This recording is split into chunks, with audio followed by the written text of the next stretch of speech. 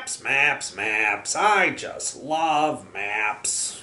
Hey Otto, what are you doing? Oh, hey Toby.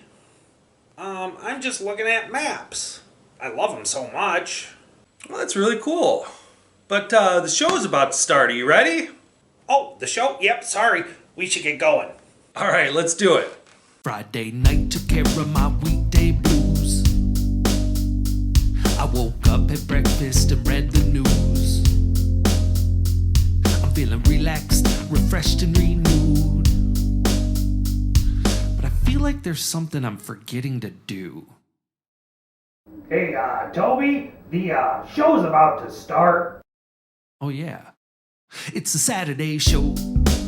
It's a Saturday show. It's a Saturday show. It's a Saturday show. It's a Saturday show. It's a Saturday show. It's a Saturday show. It's a Saturday show.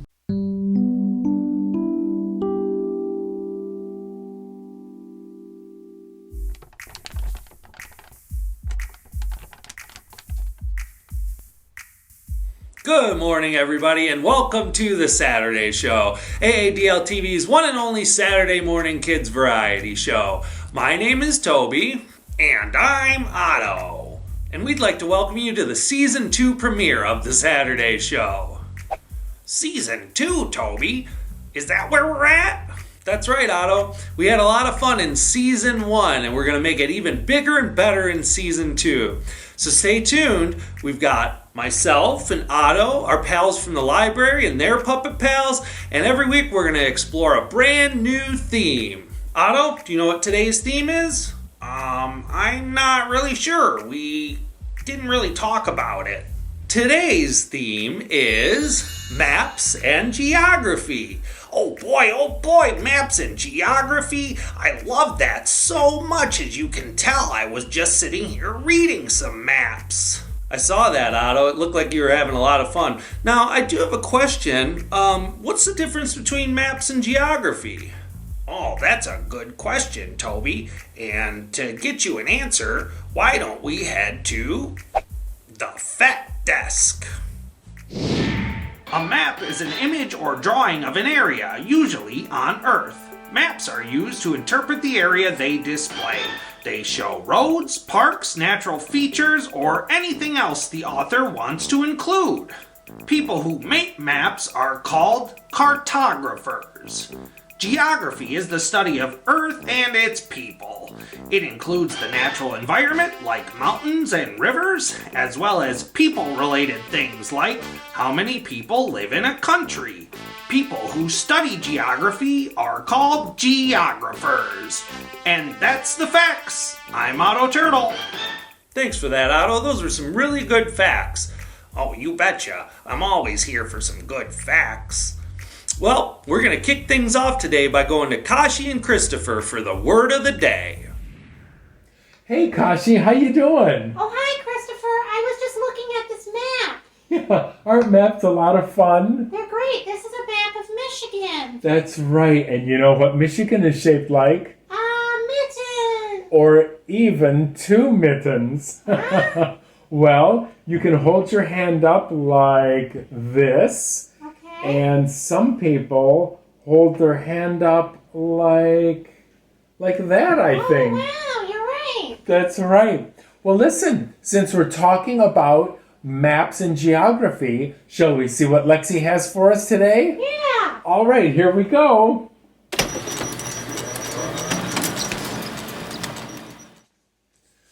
I have no idea. This is a tricky one. It says Ultima Thule, which is even pronounced kind of strange. But this is something that would be on old maps when people didn't know what the whole planet looked like. They would write this on the map because that was the point where their knowledge stopped. Beyond that point, no one knew what was out there. Wow, that's a good idea. Right, it's kind of a neat old piece of trivia for maps. Are you ready for the winter game code? Winter game code? That's right. We're retiring the name summer game for now, and we're into the winter game. It's kind of about time. It really is. Here it is. 2 clues this time. It's 6 or 7 letters. You can spell it 2 different ways. And let me say it's a noun. And your second clue is this is the name of the supercontinent way back in ancient history on the planet Earth before it broke up into the current continents that we have today. Oh, wow. And if you think you know the answer, you can go to play.aadl.org for... You got it, Kashi. We'll see you next time. Thanks, Kashi and Christopher.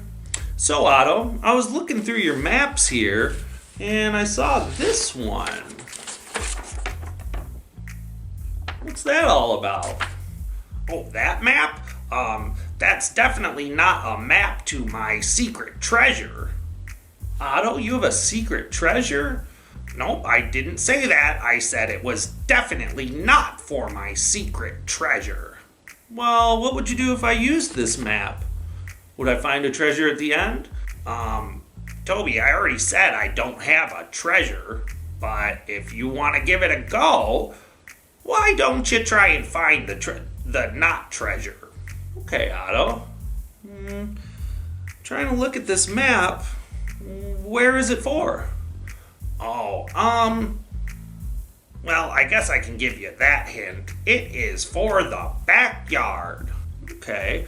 There's a big red X on here, too. Is that where the treasure's at?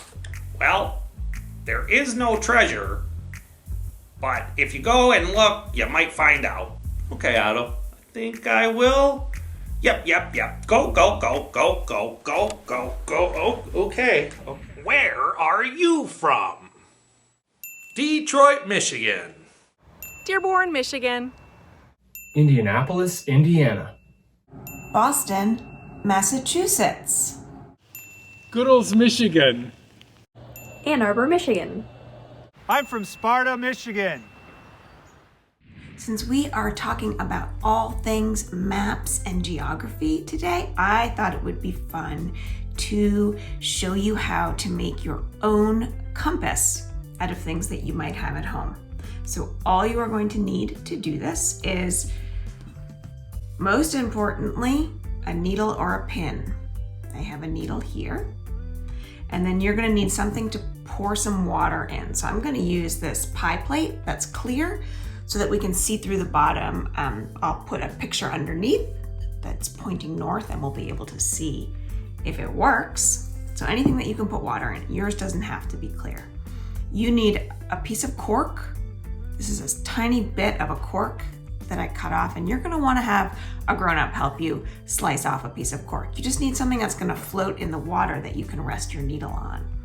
And you will need a magnet, any kind of magnet that you have around. The stronger, the better. It could be a magnet from your fridge. It could be, I have a magnet on the back of a key holder that I used. So any magnet is fine. And what you're gonna wanna do to start out is take your needle, and you're gonna have to rub your needle in one direction across your magnet a number of times to magnetize it. I had to do it at least 50 times. And then I tested my needle by going and putting it on a metal surface. And if it fell off, I knew it wasn't magnetized yet. So just keep at it until it sticks to something metal like your fridge. So just keep going in the same direction. And then once you have your magnetized needle and some water ready to pour into your dish, we're all set to make a compass. Let's see if it works. Okay, so here is my pie plate filled with water. And I am going to drop my cork in there. And then we will put the magnetized needle on top and see what happens. Well, you can see that that pointy end is starting to point north. Almost.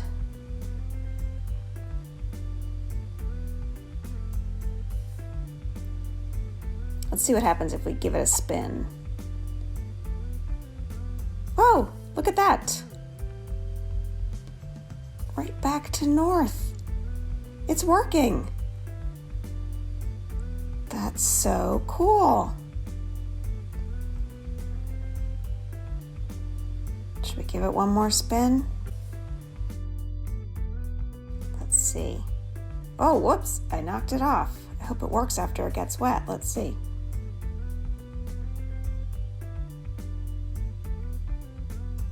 Oh, there you go. Pointing north. We made a compass.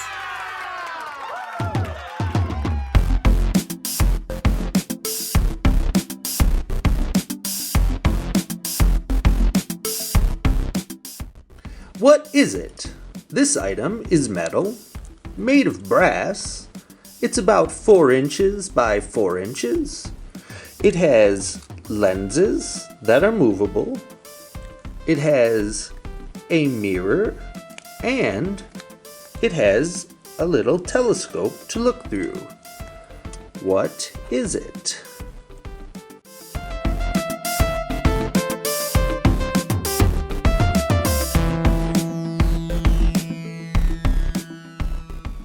One way landforms are created is from the interaction of the plates on the surface of the Earth. No, I don't mean plates like this. These are massive landforms that cover the crust. When these plates rub against each other, mountains or even volcanoes can form. Let's take a look at how this happens. Here we see the crust of the Earth in green. Under that is the mantle, solid rock. When two plates come together, the heavier plate is sometimes driven into the ground and it actually melts, forming a magma chamber. If that chamber is under enough pressure, boom! A noxious cloud of gas and ash erupts. Once the ash cloud is gone and the lava cools, a mountain is formed. The small adventures of chicken. It's time for me to leave now. It's time for me to leave now. It's time for me to leave now to find my island home. I'll fly in a balloon now. I'll fly in a balloon now. I'll fly in a balloon now to find my island home. I'll walk across the forest. I'll walk across the forest. I'll walk across the forest to find my island home. I'll swim across the sea now. I'll swim across the sea now. I'll swim across the sea now to find my island home. Well, here is Chicken Island. I found my Chicken Island. Welcome to Chicken Island. I found my island home.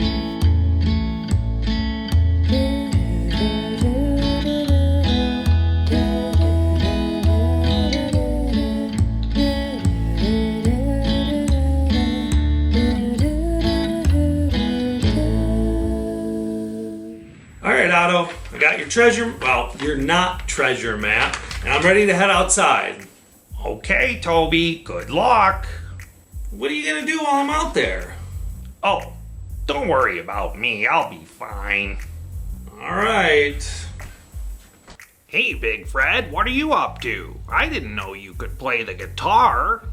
Oh, hey there, Otto. Yeah, I've been practicing guitar for a while now.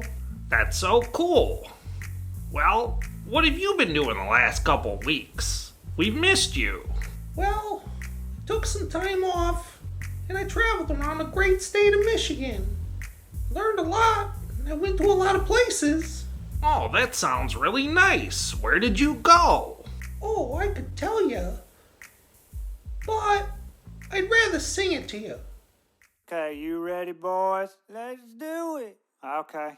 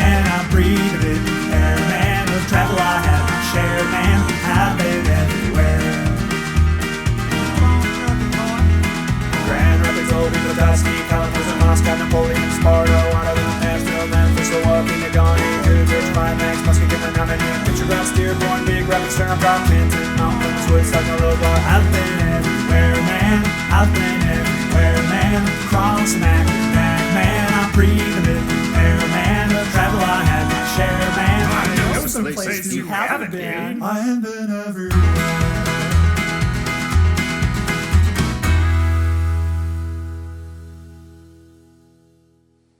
That was amazing, Fred. I didn't know you had such a great singing voice. Well, thank you, Otto. Thanks, Otto. All right, everybody. We're in the backyard. We've got Otto's treasure map, and I could use your help trying to find this treasure. Here's our map. The red X is on the corner of a big square towards the back of the yard. Let's see if we can find it. Do we see a big square? The garden's a pretty big square. Let's see. That looks right to me. So it's at the closest corner. Oh wait, I remembered. Otto's pretty short. There it is, a clue. It says, if Otto's treasure is the prize you seek, you must be quick and think on your feet. Turn north and walk 8 paces. Okay, let's check the map.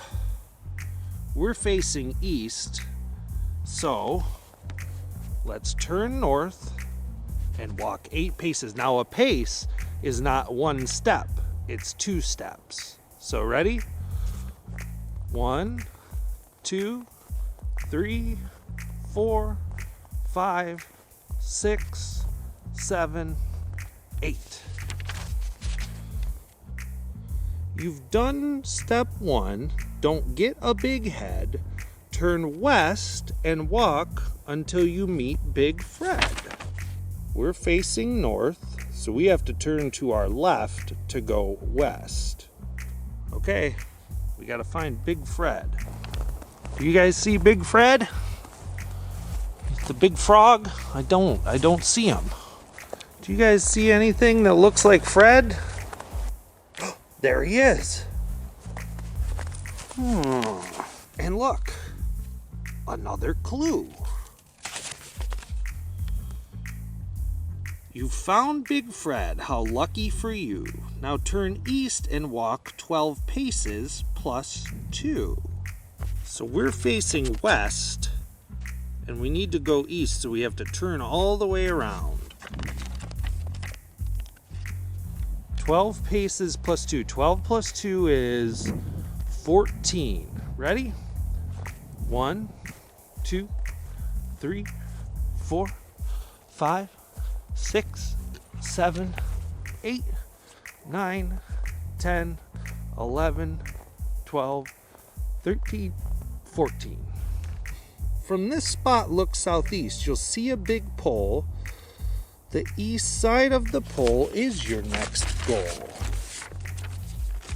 Okay, so we're facing east. We need to look southeast, which is an angle this way.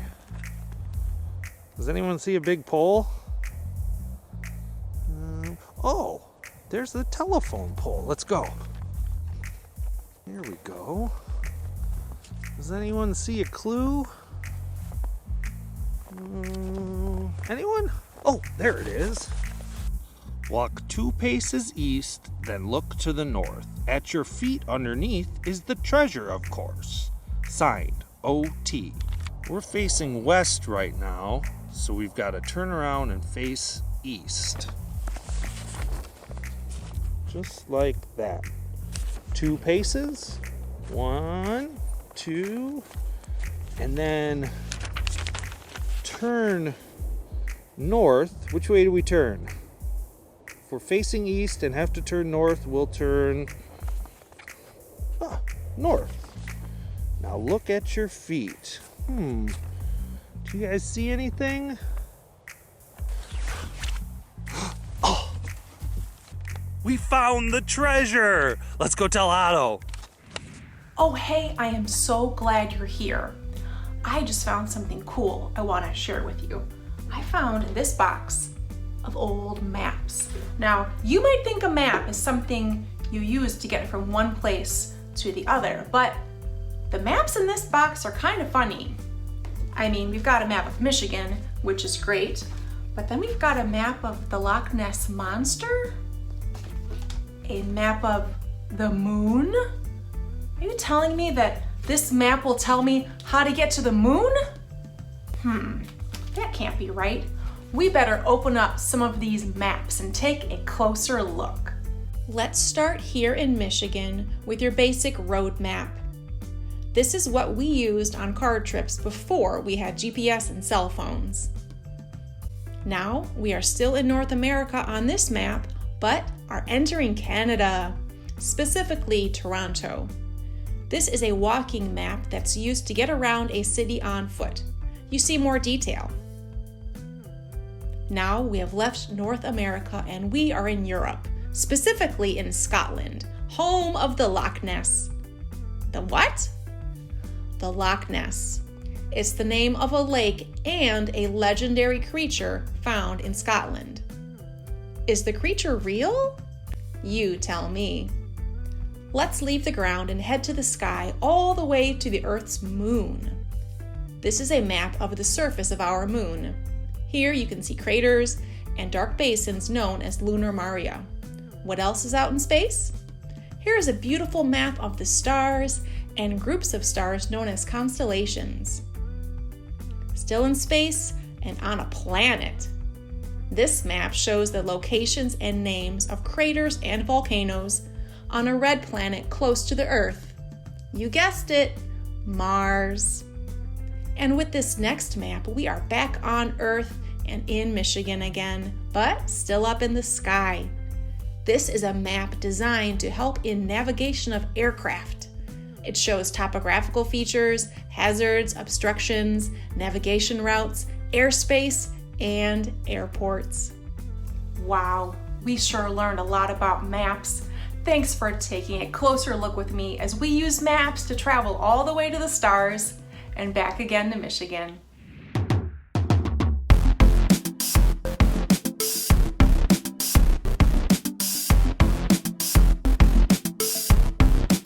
This is a sextant. It is a navigational tool used by sailors. If you are a sailor far from land with nothing but the sky above and the ocean below, you could use the sextant to determine where you are on a map. Using this tool, one can find out the vertical distance between the horizon and the sun or a star. These numbers and a little math would allow someone to plot their location on a map without the use of satellites or GPS. The sextant was the most important machine on sailing ships, and the person who could use the sextant properly was called the navigator. That's what this is.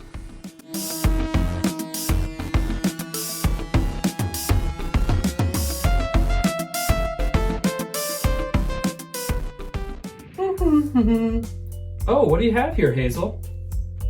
It's a copy of an old map of Italy from 1486. Wow, shall we take a look at it?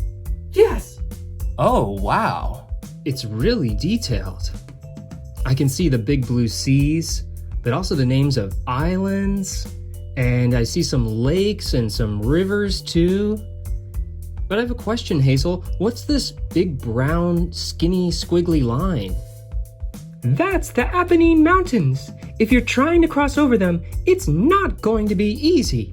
Hey, that reminds me of a place here in Ann Arbor that used to be hard to get across until recently. Where do you mean? Come on, grab your helmet and I'll show you. Okay.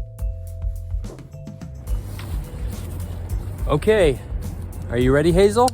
Yep, all set. Okay, let's roll.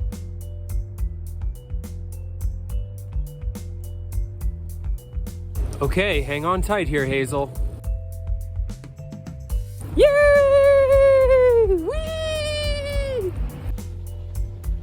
We're getting close now, Hazel.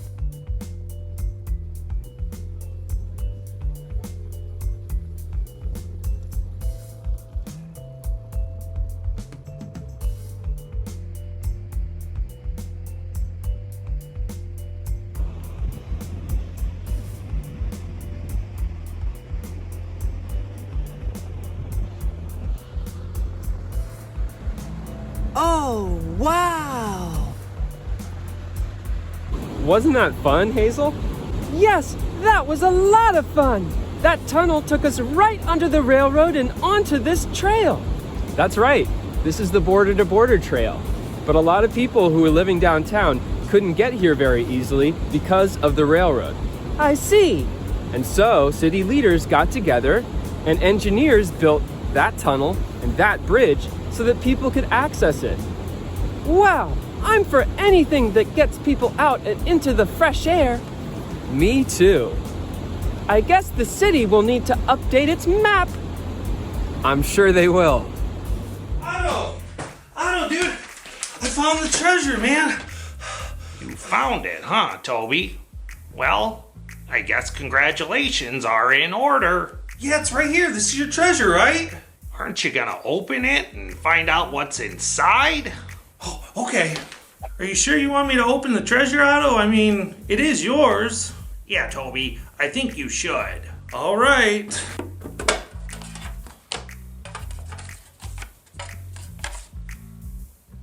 Aw, Otto.